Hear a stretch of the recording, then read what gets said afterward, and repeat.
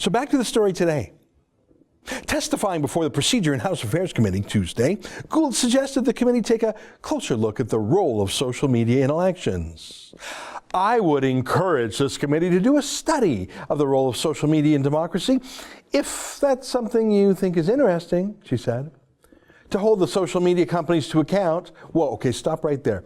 You know, one of the things we always say about the media, about journalism, about the free press, about freedom of speech, we say that holds government to account. Reporters hold governments to account. Free press, free media holds governments to account, holds all power to account. And I think it's largely true. I mean, sure, the official opposition in government holds the government to account, but official opposition doesn't talk about everything. They only talk about the things that suit them and their own agenda. They don't have all the resources. They don't have all the knowledge. They don't have all the news tips.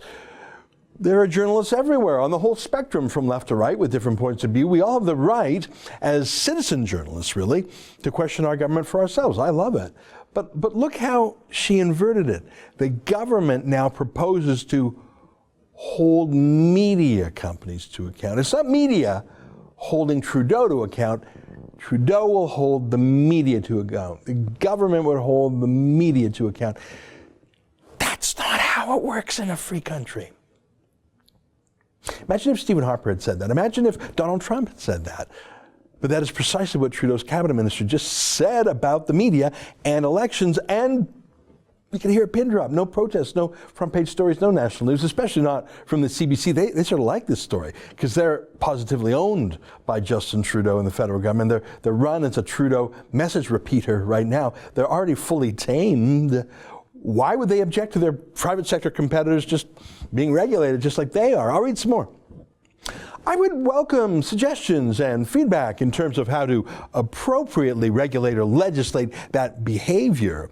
Because I think one of the biggest challenges, and you can see this around the world, is the path forward is not as clear. What? What does she mean by regulate behavior? What behavior?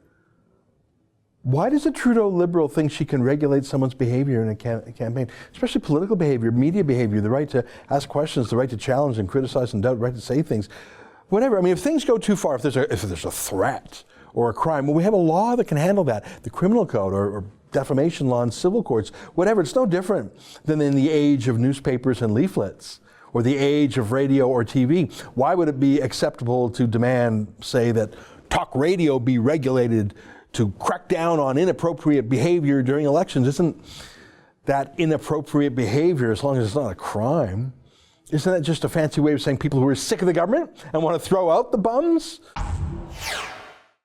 That's an excerpt from the Ezra Levant show. Every day I do a video monologue and then I interview an interesting guest, and then I end by reading my hate mail. But you've got to subscribe to it, which you can do at therebel.media/shows.